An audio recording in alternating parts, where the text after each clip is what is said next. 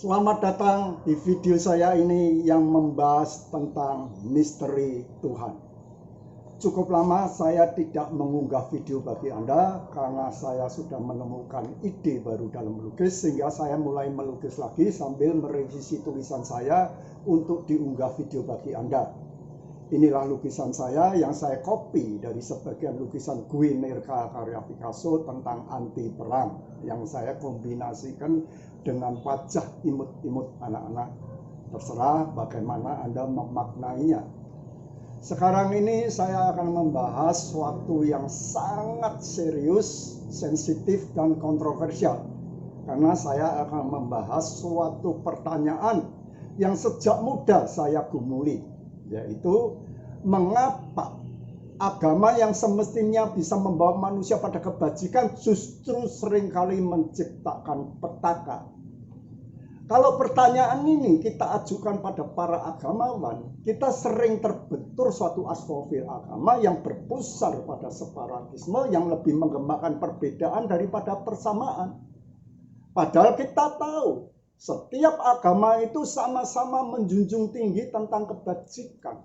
Tapi mengapa sering-sering yang diamplifikasi justru perbedaan yang dapat mengakibatkan persaingan tidak sehat, saling curiga, dan saling bermusuhan.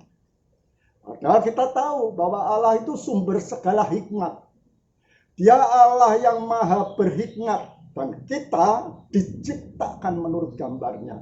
Artinya ketika Allah menciptakan kita, Dia menganugerahi kita hikmatnya yang sangat berharga itu.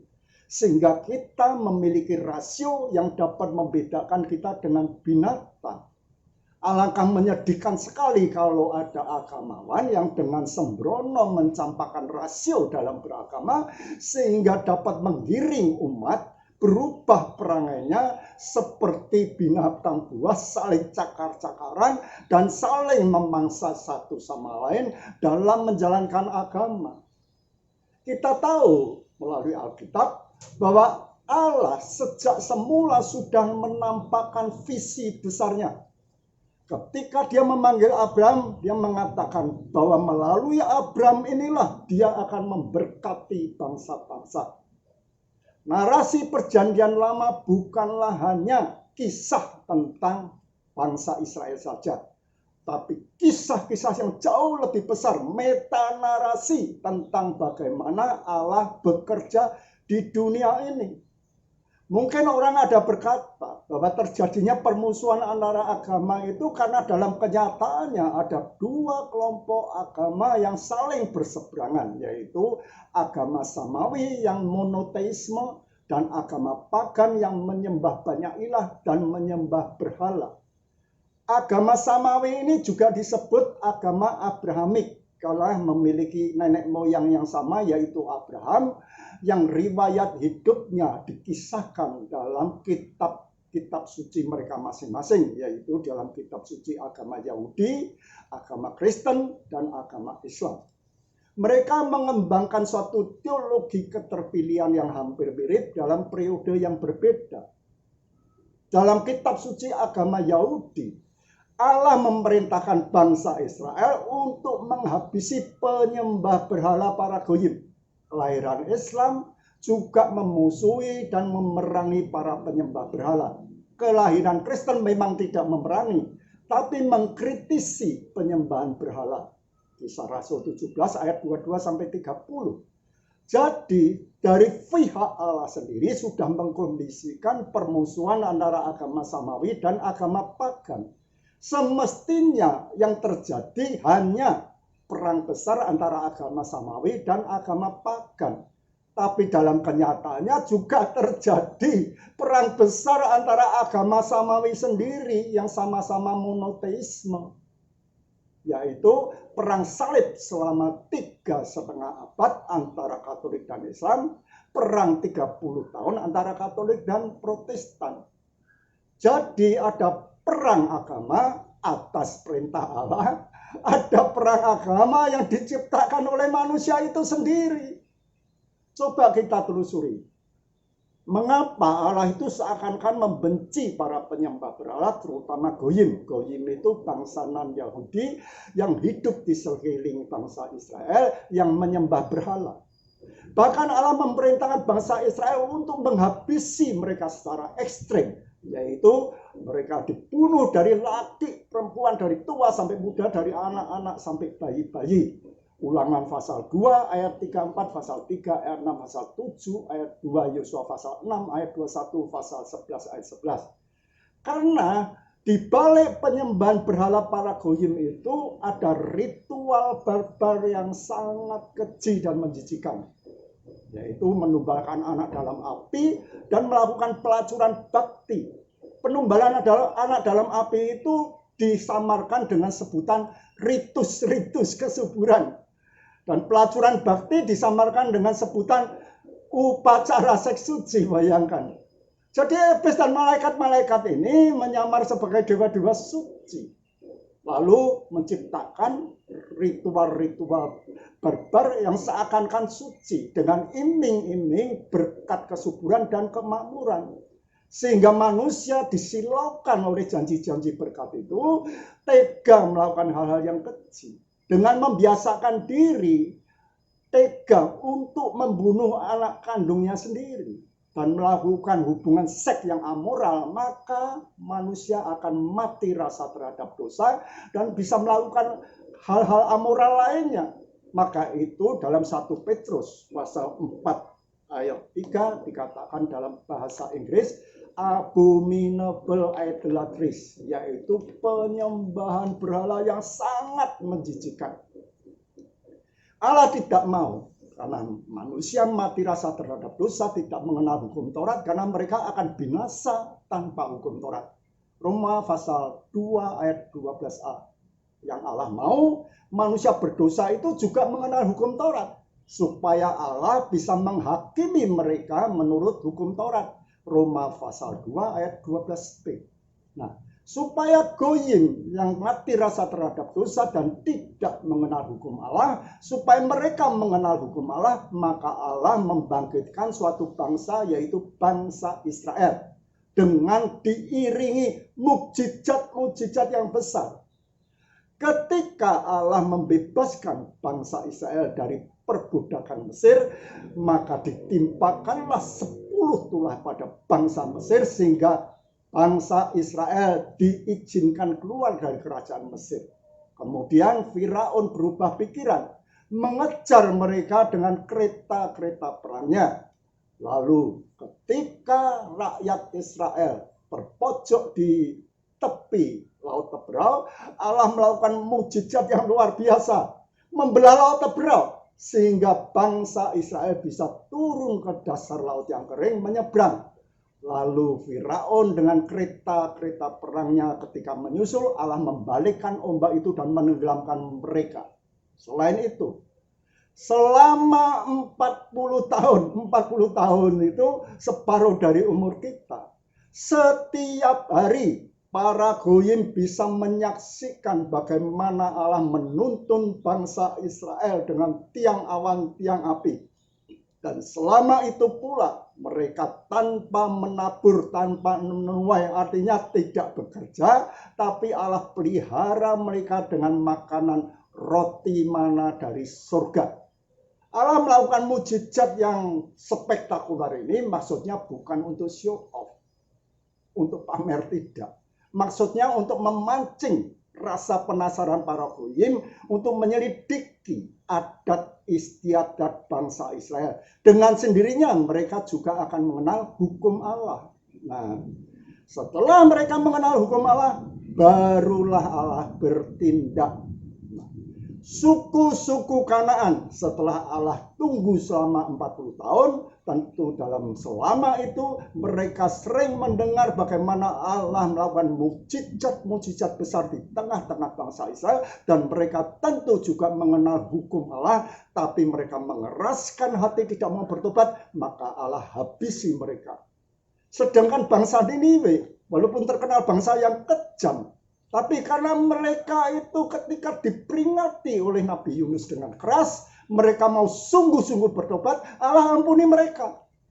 Sebaliknya yang mengenaskan itu bangsa Israel yang tadinya menyembah Allah Yehowa kemudian berkhianat terhadap Allah Yehowa, lalu menukar Allah Yehowa dengan Allah asing dan melakukan ritual babar yang keji.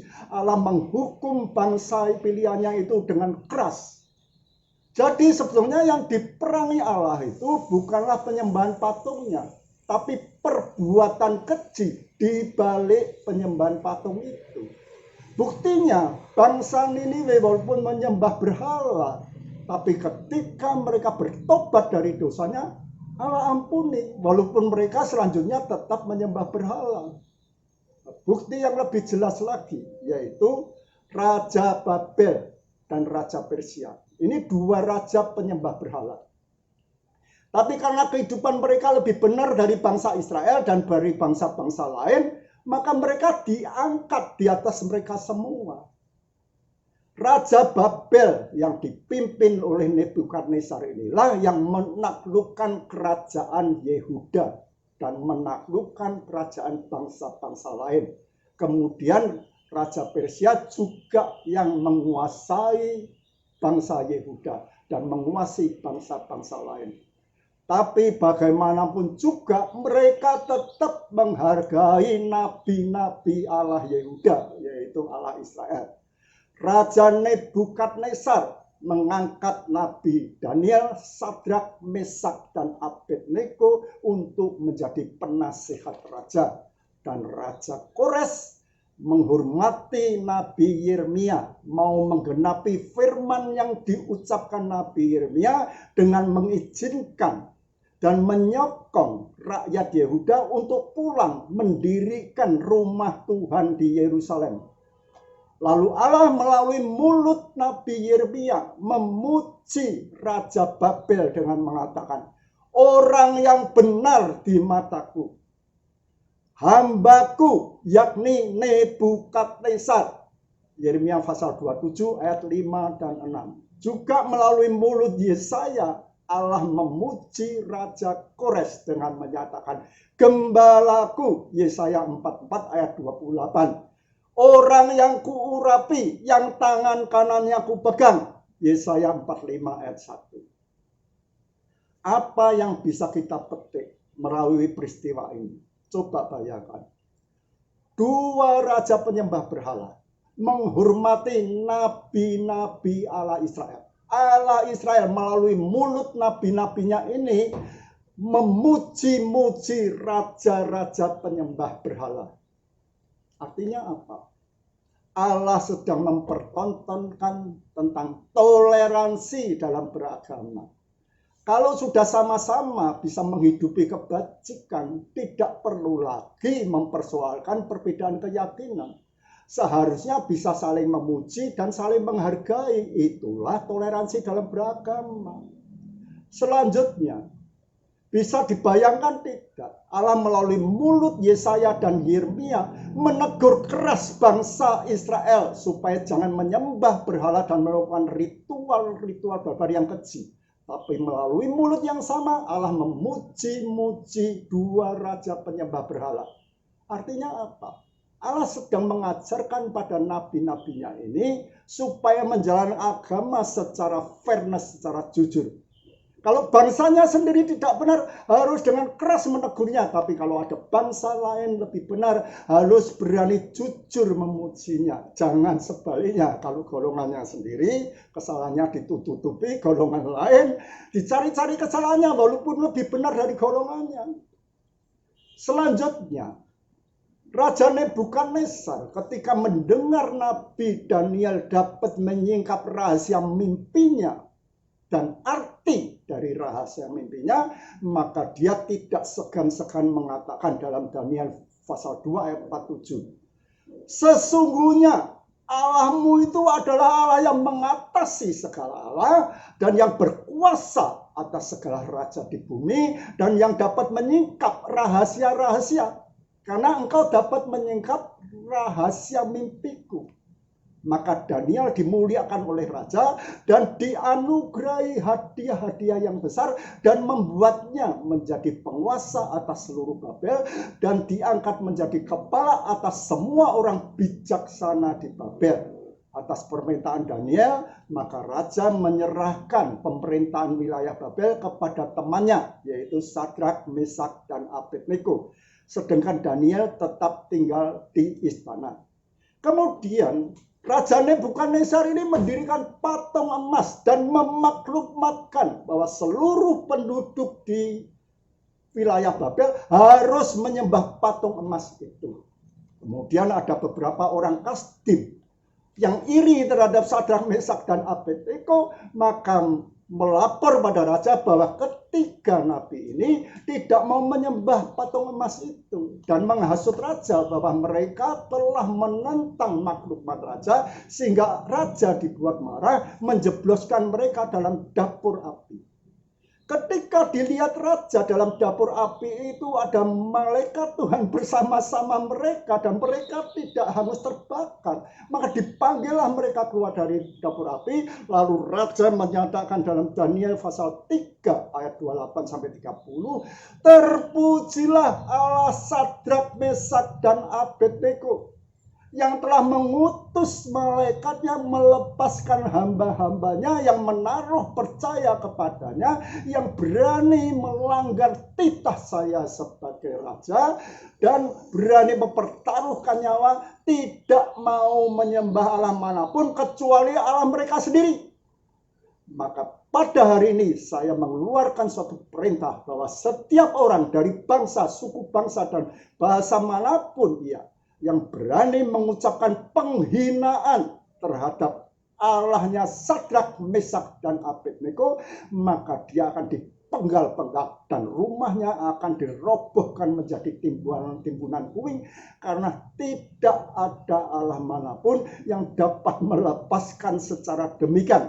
Maka kemudian raja meninggikan kedudukan ketiga nabi Allah itu lebih dari yang semula. Nah, bayangkan, baru 2 kali Raja Nebukadnezar melihat mukjizat Allah, 2 kali pula dia terkagum-kagum dengan Allah, dan 2 kali pula dia meninggikan nabi-nabi Allah di atas bangsanya sendiri. Ini beda jauh dengan rakyat Israel. Mereka walaupun berkali-kali melihat mukjizat Allah, tapi tidak terkagum-kagum dan meremehkan nabi-nabi Allah. Yang lebih celaka lagi, menjual Allah Israel dengan Allah asing. Ini beda sekali dengan Raja Babel dan Raja Persia. Mereka sebagai raja tentu seringkali mendapatkan kabar bahwa Allah Yehowa, Allah Israel itu sering melakukan mukjizat yang jauh lebih besar dan lebih berkuasa dari Allahnya. Tapi mereka tidak mau menjual Allahnya dengan Allah Israel. Walaupun Raja Nebukadnezar mengakui bahwa Allah Israel itu adalah Allah yang mengatasi segala Allah, tapi dia tetap tidak mau berkhianat pada Allahnya. Dia tetap ingat pada jasa baik Allahnya yang selama ini memberkati dia. Karena dia menjunjung tinggi arti daripada kesetiaan itu. Maka itu tidak heran ketika dia lihat Sadrak, Mesak, dan Abednego yang tetap setia pada Allah Israel, tidak mau menyembah Allah manapun walaupun nyawa taruhannya, maka Raja Nebukadnezar itu sangat memuji-muji Sadrak, Mesak, dan Abednego karena mereka memiliki spirit kesetiaan yang sama dengan dia. Dan Allah sangat mengapresiasi martabat kemanusiaan Nebukadnezar ini yang menjunjung tinggi arti dari kesetiaan itu dan tidak mempersoalkan tentang kepercayaannya pada Allah asing. Ini terbukti di dalam Yesaya 45 ayat 5, di mana Allah melalui mulut Yesaya berkata pada Raja Kores, "Aku telah mempersenjatai engkau, sekalipun engkau tidak mengenal aku." Artinya apa? Sekalipun Raja Kores itu tetap menyembah Allah asing, tidak mau menyembah Allah Israel karena tidak mengenal Allah Israel, tapi Allah Israel tidak berjiwa sempit. Dia tetap memberkati Raja Kores kemenangan dalam peperangan. Karena yang dia lihat adalah martabat kemanusiaannya, walaupun Raja Kores tidak menyembah dia, dia tidak mempersoalkannya. Karena Allah itu tidak hobinya disembah, tapi hobinya melihat martabat kemanusiaan seseorang. Tentu Anda akan protes, masa Allah tidak hobinya disembah? Buktinya apa? Buktinya Alkitab. Coba lihat, periksa seluruh Alkitab. Ada nggak satu ayat saja bahwa Allah pernah memerintahkan bangsa Israel untuk menyembah dia? Tidak ada. Yang ada, Allah itu melarang bangsa Israel untuk menyembah Allah asing. Karena di balik penyembahan Allah asing oleh para goyim itu ada ritual barbar yang keji. Jadi Allah melarang bangsa Israel untuk menyembah Allah asing itu, yaitu untuk mencegah supaya bangsa Israel itu jangan terjerumus dengan dosa para goyim yang keji itu. Jadi walaupun Allah melarang bangsa Israel untuk menyembah Allah asing, tidak serta-merta, tidak berarti dia minta disembah. Tidak ada ayatnya dia minta disembah. Apalagi ada ayat memerintahkan bangsa Israel untuk menyembah dia. Tidak ada.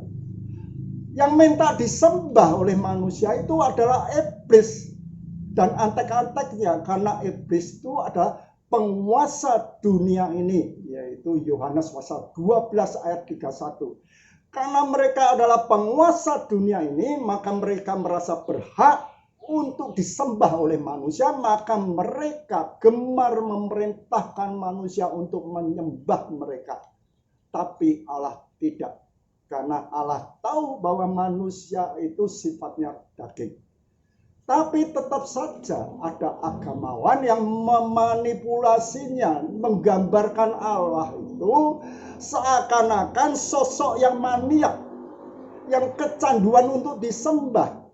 Sehingga banyak orang percaya walaupun mereka tetap dalam dosanya asal menyembah Allah, apalagi menyumbangkan dana untuk kegiatan-kegiatan agama, maka mereka tetap dikenan oleh Allah. Dan kepercayaan miring ini juga dipercaya oleh rakyat Israel pada waktu itu. Karena mereka sementara belum bertobat dari dosanya, diperintahkan oleh nabi-nabi palsu atau guru-guru palsu untuk menyembah Allah. Bahkan disuruh untuk untuk berpuasa, merendahkan diri dengan menundukkan kepala seperti gelagah, membentangkan kain karung dan abu sebagai lapik tidur, yaitu di Yesaya 58 ayat 5, untuk merayu-rayu Allah. Coba bayangkan. Sehingga Allah dalam keadaan sebal dia menyatakan demikian dalam Yesaya pasal 29 ayat 13. Bangsa ini datang mendekat padaku dengan mulutnya, memuliakan aku dengan bibirnya, padahal hatinya menjauh daripadaku. Ibadahnya kepadaku hanyalah perintah manusia yang dihafalkan. Selain itu, ada agamawan yang menebarkan suatu keyakinan yang sangat menggelikan dengan mengatakan, kalau ada orang yang mau seagama dengan saya, walaupun hidupnya tidak benar, Allah tetap berkenan pada dia karena dia seagama dengan saya. Tapi kalau ada orang yang tidak mau seagama dengan saya, walaupun hidupnya lebih benar, Allah tidak berkenan pada dia. Jadi Allah itu dikerek-kerek turun derajatnya. Seperti manusia yang partisan dan puritan, yang mati-matian membela suatu golongan agama tertentu, lalu memusuhi golongan agama lainnya.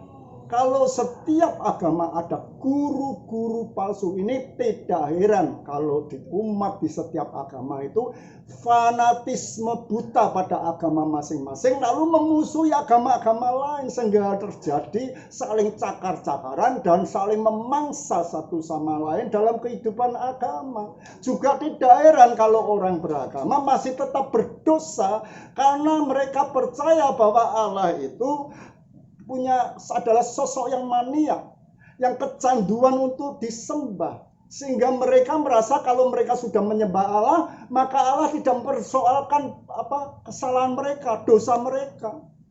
Nah, maka itu tidak heran Kalau orang semakin beragama, bukannya semakin baik, semakin rusak. Karena dirusak oleh guru-guru agama yang demikian. Nah, karena guru-guru agama ini telah menarik-narik Allah, disama-samakan dengan tabiat kemanusiaannya yang egois dan munafik. Allah yang demikian itu adalah Allah karangan mereka, bukan Allah yang sesungguhnya. Allah yang sesungguhnya itu fair, tidak memihak. Ketika dia lihat Raja Kores bahwa dia memiliki martabat kemanusiaan yang baik, maka dia tidak mengusut-ngusut kesalahan kepercayaannya pada Allah asing. Tidak. Maka itu jangan sok pinter. Kalau ada orang yang punya akhlak yang baik, masih diusut-usut kesalahan kepercayaannya. Yang diusut Allah bukan kepercayaannya. Yang diusut Allah adalah martabat kemanusiaannya. Percuma kalau kepercayaannya benar, tapi martabat kemanusiaannya rusak.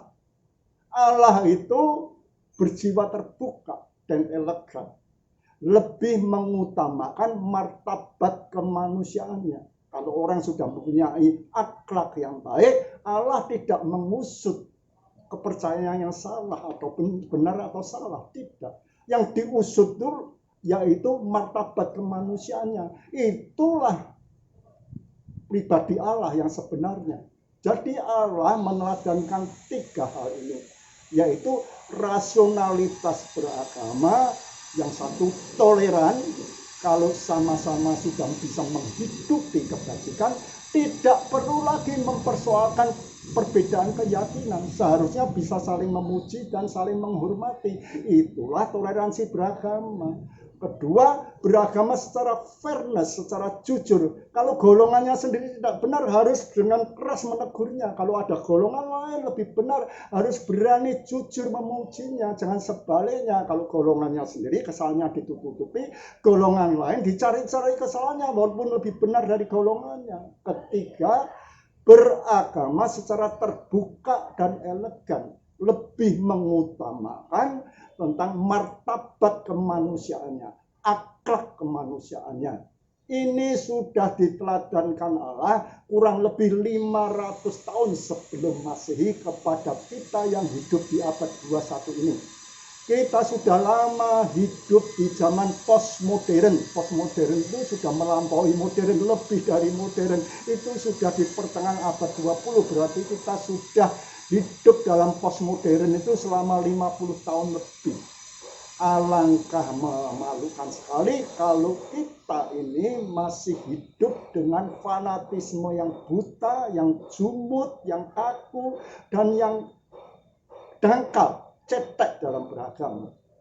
Allah meneladankan ini maksudnya untuk mengantisipasi jangan sampai di kemudian hari orang saling bermusuhan karena perbedaan konsep ketuhanannya, perbedaan dogma keagamannya. Karena semua perbedaan itu tidak ada sangkut pautnya dengan kebenaran hakiki yang dapat mengangkat harkat kemanusiaan kita. Justru dengan membentur-benturkan perbedaan, bukannya mengangkat harkat kemanusiaan kita, justru akan memperburuk akhlak kita.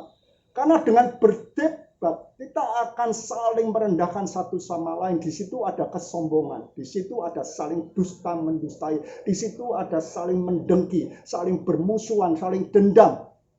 Jangan ikuti pengkhotbah yang demikian, karena mereka sedang merusak dirinya sendiri dengan mencampakkan rasionalitas dalam beragama. Kalau mereka tidak bertobat, mereka lama-kelamaan akan berubah perangainya seperti binatang buas, saling cakar-cakaran dan saling memangsa satu sama lain. Fokuslah pada ajaran kebajikan yang ada di setiap agama. Karena hanya itulah yang dapat mengangkat harkat kemanusiaan kita, bukan dengan membentur-benturkan perbedaan. Ingat itu. Maaf, perlu saya ingatkan bagi Anda-Anda yang ingin mengikuti video-video saya selanjutnya yang membahas tentang misteri Tuhan, jangan lupa subscribe di bawah ini, like, share, komen, dan tekan tombol lonceng. Nah, mari kita telusuri.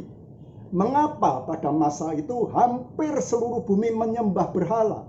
Itu diawali peristiwa Menara Babel, Kejadian 11 ayat 1 sampai 9, di mana Allah menyerahkan manusia ke seluruh pelosok bumi. Sejak saat itu lambat laun manusia mulai melupakan Allah dan pada akhirnya hampir seluruh bumi menyembah berhala. Kalau ada yang menyembah Allah itu merupakan pengecualian seperti Ayub dan Abraham. Tapi kerabat Abraham sendiri juga penyembah berhala. Perlu kita tahu bahwa sebutan Satan dan Iblis itu mengacu pada satu oknum, yaitu Wahyu 20 ayat 2. Satan itu artinya menentang dan melawan Allah. Iblis itu dalam bahasa Yunani diabolos, artinya pembohong. Maka itu dalam Yohanes pasal 8 ayat 44 Tuhan Yesus mengatakan bahwa iblis itu pendusta, bapak segala dusta. Nah, sejak peristiwa Menara Babel, maka iblis dan antek-anteknya ini berusaha keras untuk membohongi manusia supaya manusia itu melupakan Allah. Lalu iblis tampil menyamar sebagai Allah itu sendiri, dan antek-anteknya tampil sebagai dewa-dewa suci untuk disembah. Antek-anteknya ini adalah sepertiga malaikat yang diseret iblis untuk sama-sama melawan Allah. Wahyu 12 ayat 4. Dan iblis ini dulunya adalah malaikat.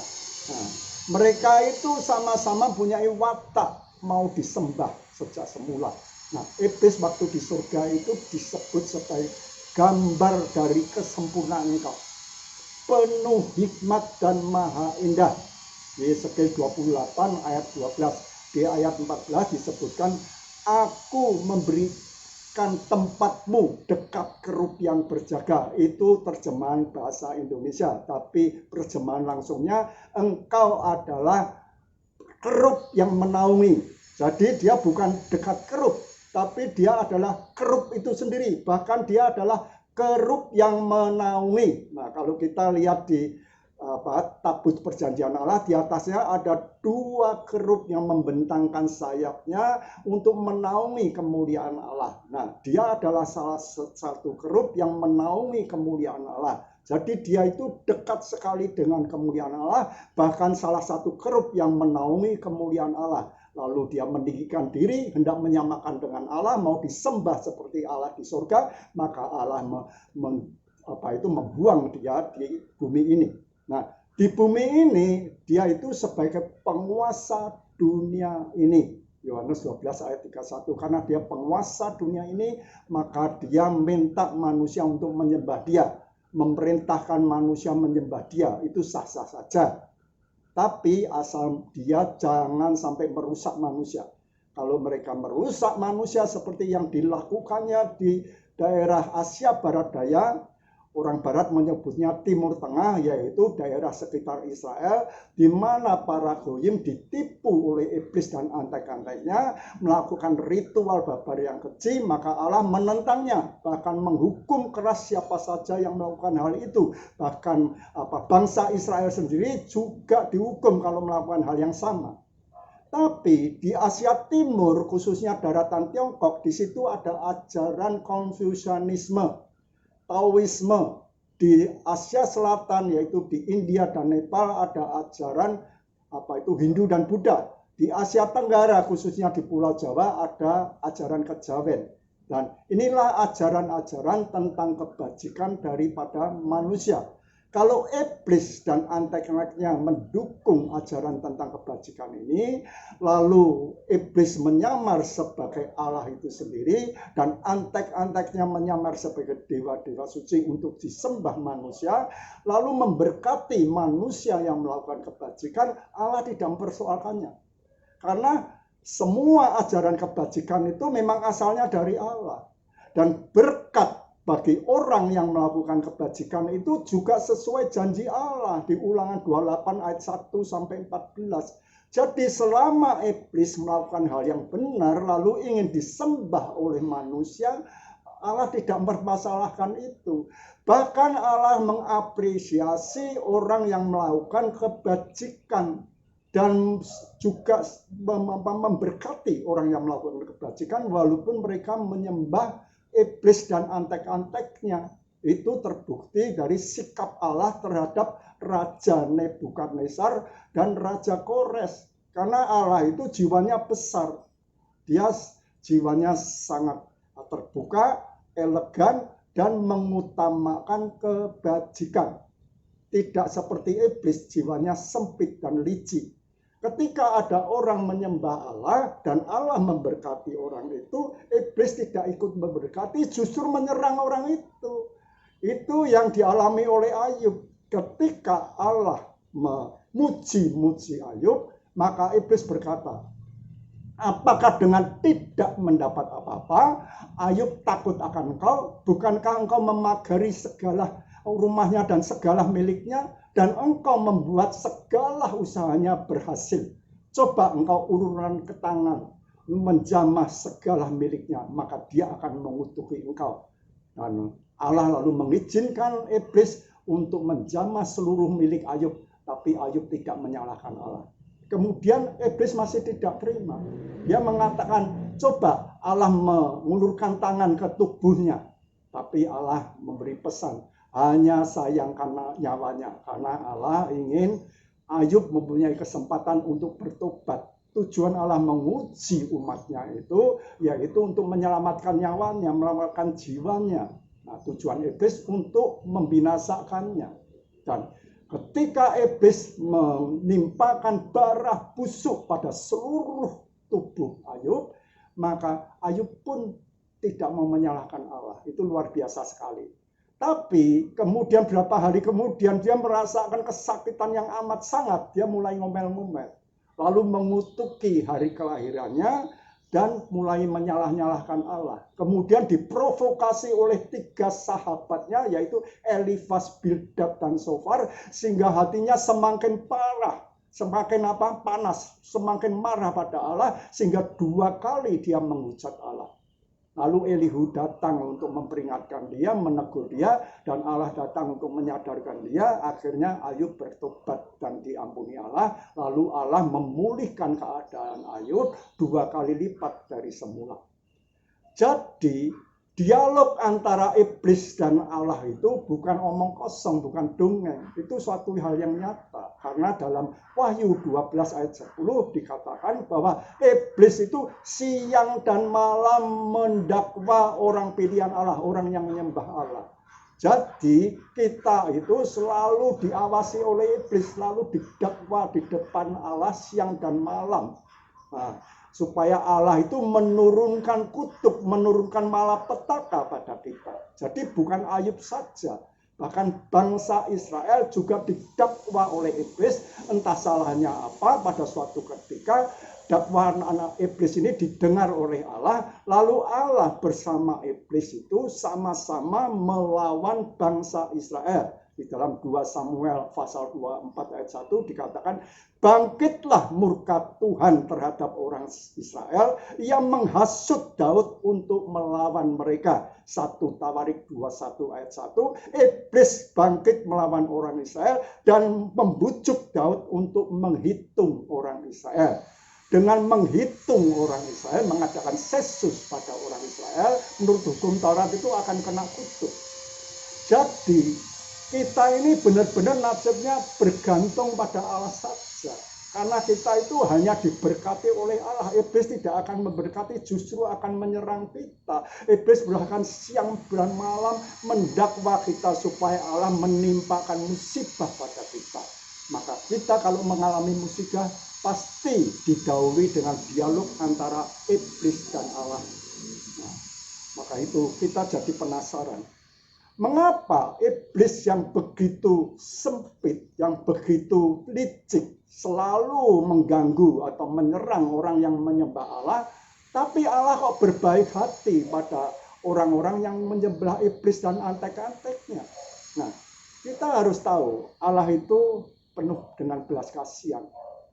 Dia ingin juga menyelamatkan orang-orang yang melakukan kebajikan, walaupun mereka menyembah iblis dan antek-anteknya. Mereka menyembah itu karena mereka ditipu. Dan Allah itu punya belas kasihan untuk menyelamatkan orang yang melakukan kebajikan ini, walaupun mereka menyembah Allah yang salah.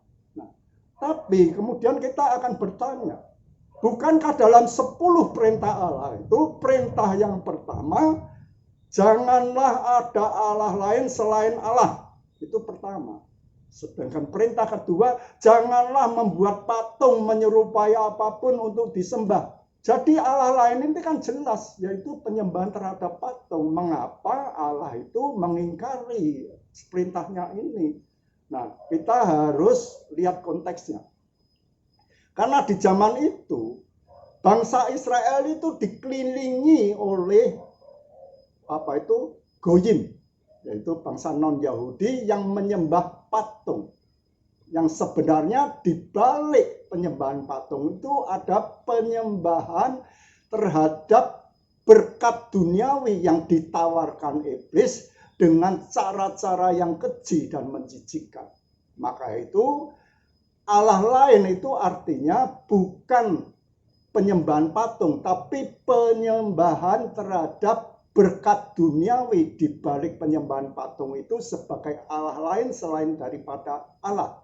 Nah, kalau kita mau jelas lagi, kita lihat dalam 1 Yohanes pasal 2 ayat 15. Di situ dikatakan, janganlah kamu mengasihi dunia ini dan apa yang ada di dalamnya. Jikalau orang mengasihi dunia, maka kasih akan Allah tidak ada dalam orang itu. Jadi Allah lain yang dimaksudkan itu adalah mengasihi dunia sebagai Allah lain lebih daripada mengasihi Allah, itu maksudnya. Nah, sekarang ini penyembahan patung ala goyim yang ada di sekitar bangsa Israel yang sangat merusak itu boleh dikata sudah punah, digantikan dengan penyembahan patung ala agama pagan. Kalau kita melihat Alkitab, kita bisa melihat dua macam penyembahan patung itu dengan perbedaan yang menyolok. Yaitu Allah itu sangat berbeda dalam menanggapi dua macam penyembahan patung itu. Terhadap penyembahan patung para goyim yang merusak itu, Allah sangat membencinya. Dan Allah menghukum dengan keras. Bahkan kalau bangsa Israel melakukan hal yang sama akan digebuk dengan keras. Tapi terhadap penyembahan patung ala agama pagan, Allah itu sangat mengapresiasinya. Terbukti Allah itu sangat menghormati Raja Babel, Raja Nebukadnezar, dan Raja Persia, yaitu Raja Kores. Karena di balik penyembahan patung agama pagan itu ada ajaran-ajaran tentang kebajikan, sehingga memungkinkan manusia untuk hidup secara bijak seperti apa yang dilakukan oleh Raja Nebukadnezar dan Raja Kores. Nah, jadi sebenarnya kalau sekarang ini agama pagan maupun agama samawi itu sama di hadapan Allah. Karena apa? Karena sama-sama sudah melakukan kebajikan.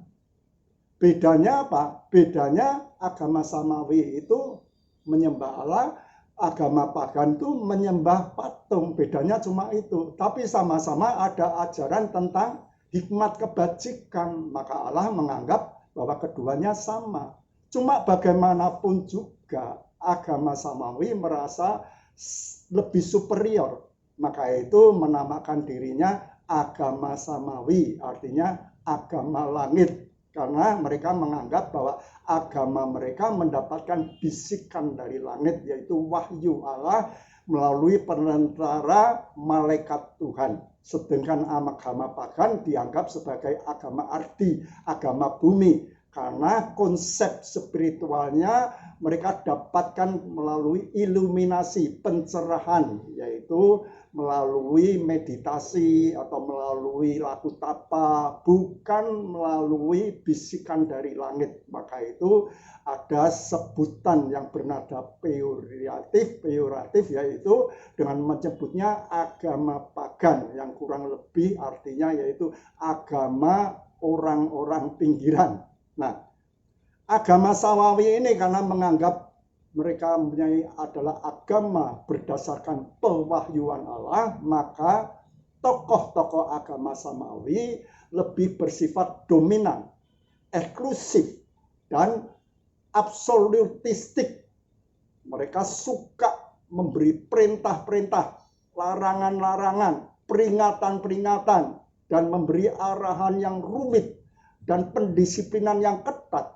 Sedangkan tokoh-tokoh spiritual agama pagan itu lebih bersifat hening, lebih fokus pada kondisi spiritualnya sendiri dan berusaha menjauhkan diri dari kesenangan dunia untuk menjadi teladan bagi umatnya dan memberi wejangan-wejangan luhur tanpa paksaan, karena mereka percaya semuanya itu ada waktunya. Nah, agama pagan ini berkembang berdasarkan budaya daerah. Ya, maka itu toleran terhadap beragam aliran kepercayaan dan tradisi-tradisi yang berbeda. Maka itu para tokoh spiritual agama pagan, walaupun mereka kebanyakan adalah monoteisme, tapi mereka membiarkan umatnya secara tradisi menyembah dewa-dewa lokal mereka, menyembah roh-roh orang suci daerah mereka, menyembah nenek moyang mereka, menyembah roh-roh halus. Maka itu para umat agama pagan itu, walaupun mereka itu menyembah dewa-dewa suci mereka, menyembah roh-roh orang suci, mereka itu sebenarnya punya maksud, yaitu untuk supaya mereka itu diberkati. Ketika mereka tidak kunjung untuk diberkati, maka mereka malu mencari jalan pintas dengan masuk dalam dunia klinik.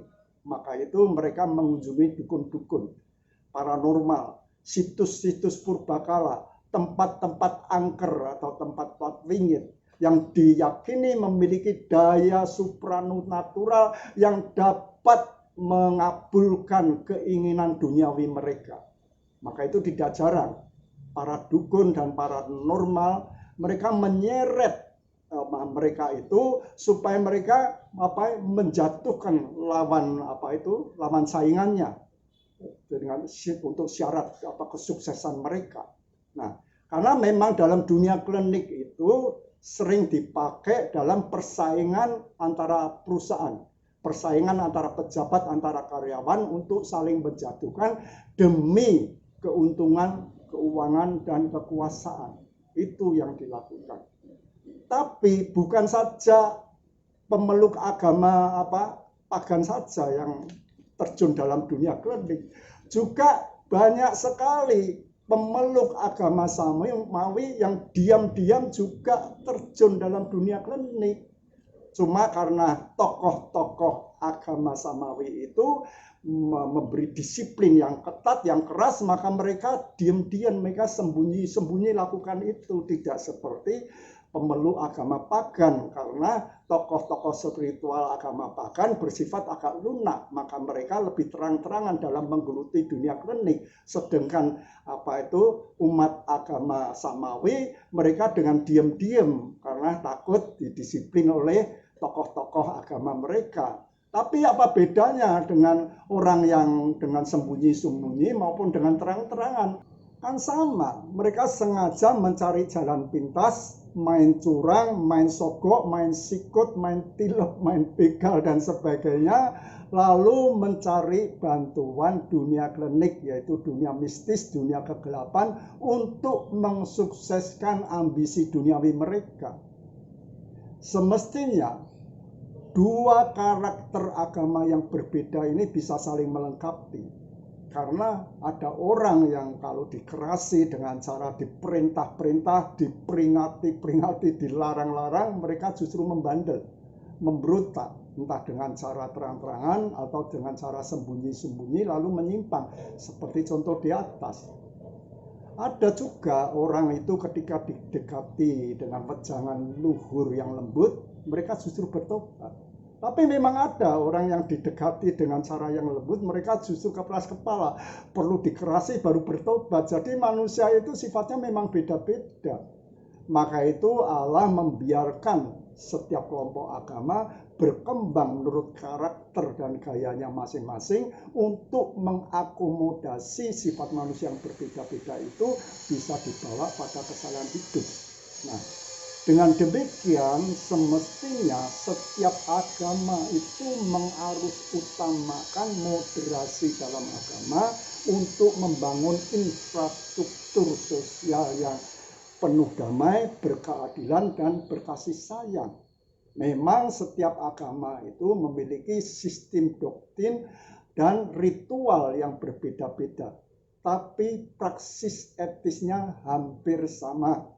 Maka itu perbedaan itu jangan dibesar-besarkan, apalagi dibentur-benturkan, karena itu akan menyeret manusia kehilangan kemanusiaannya itu sendiri. Karena semua kultisme agama itu akan melahirkan ketidakadilan, ketidakjujuran, dan kehilangan kasih sayang antara satu sama lain. Itu pasti bukan kehendaknya. Nah, terakhir, perlu kita ketahui bahwa Allah itu menyingkap kebenarannya itu dalam 2 tahap. Maka itu di dalam Alkitab ada kitab Perjanjian Lama dan Perjanjian Baru. Di dalam kitab Perjanjian Lama, Allah hanya menjanjikan berkat di bumi bagi orang yang melakukan kebajikan, bukan janji keselamatan di surga. Itu kita bisa lihat di Ulangan 28 ayat 1 sampai 14. Memang dalam kitab Perjanjian Lama jarang sekali bicara tentang kehidupan setelah kematian. Itu hanya ada di 3 ayat, yaitu Daniel 12 ayat 2, yaitu Mazmur pasal 16 ayat 10-11, lalu Yesaya pasal 26 ayat 19. Meskipun kebajikan manusia itu tidak menjamin dia masuk surga, hanya diberkati di bumi, tapi itu merupakan salah satu syarat yang tidak boleh kurang. Ya, artinya bahwa syarat ini penting, tapi harus disambungkan dengan syarat kedua, baru orang bisa masuk surga. Jadi syarat yang pertama, syarat kebajikan ini tidak boleh kurang, harus ada. Tapi harus disambungkan yang kedua, baru dia bisa layak masuk surga. Nah, syarat yang kedua itu ada di Perjanjian Baru. Itu nanti saya ungkapkan di video selanjutnya. Syaratnya bagaimana? Tentu syarat kedua ini sama dengan syarat pertama itu berbeda jauh, saling berseberangan. Tapi bukan berarti bertentangan. Kalau yang bertentangan itu namanya kontradiksi, berbeda dan bertentangan. Tapi kebenaran Allah selalu sifatnya paradoks. Walaupun berbeda, berseberangan, tapi tidak bertentangan. Paradoks itu artinya begini. Kebenaran Allah yang maha tinggi ketika diaplikasikan pada umatnya yang terbatas ini, maka dia akan terpolarisasi menjadi 2 kutub yang saling berseberangan. Tapi bukan bertentangan. Kita bisa menarik benang merah untuk mencari kebenaran hakikinya. Nah, misalnya, semua kebenaran di dunia ini sifatnya paradok. Karena memang kebenaran Allah itu sifatnya paradok. Misalnya tentang kasih. Kasih itu sifatnya paradok. Ada 2 pendekatan. Pendekatan dengan menyayangi, pendekatan dengan mendisiplin. Dua-duanya itu perlu. Dengan menyayangi itu artinya kasih yang mengayomi. Dengan mendisiplin itu kasih yang bertanggung jawab. Jadi dua-duanya itu diperlukan. Tidak bisa kalau kita hanya menyayangi saja, mengayomi tanpa mendisiplin. Orang itu akan tidak bisa berdikari, lumpuh. Dan kita tidak bisa hanya mendisiplin saja. Orang itu mungkin bisa berdikari, tapi hatinya keras. Jadi dua-dua ini penting, walaupun berseberangan, tapi dua-duanya diperlukan. Demikian pun kebenaran Allah yang di syarat pertama dan syarat kedua, dua-duanya diperlukan. Ya, walaupun berbeda dan berseberangan, tapi tidak bertentangan, bisa disatukan, bisa dicarikan, yaitu makna hakikatnya yang sebenarnya. Gitu. Nah, seperti apa itu? tunggu di video saya selanjutnya. Nah, tentu banyak hal yang akan saya ungkapkan.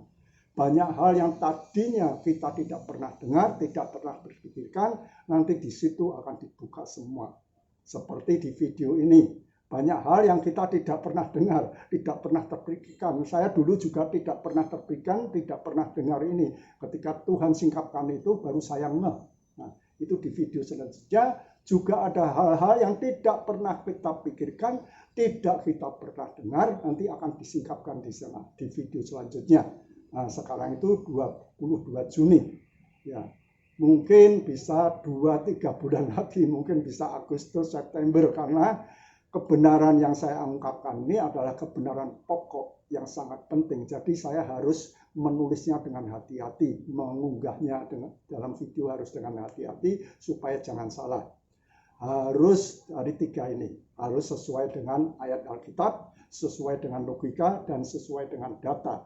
Baru kita bisa menyingkap kebenaran Allah secara benar. Terima kasih, Tuhan memberkati.